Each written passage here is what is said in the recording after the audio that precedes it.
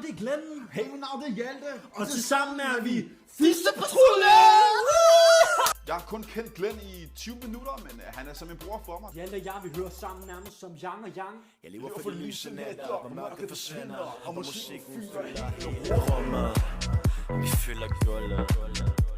Med forretninger sover, magien tager over. Der er flere, der tror også paradiso, vi kan have nogle uddannelser. Vi også, vi har faktisk en Ph.D.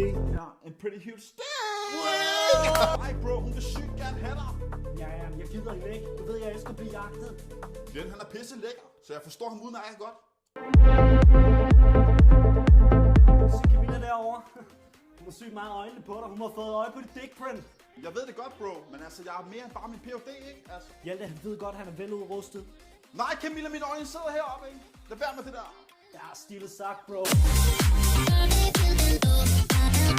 Det er tydeligt, hvordan der ikke er nogen, der er gode nok til Fiskepatruljen.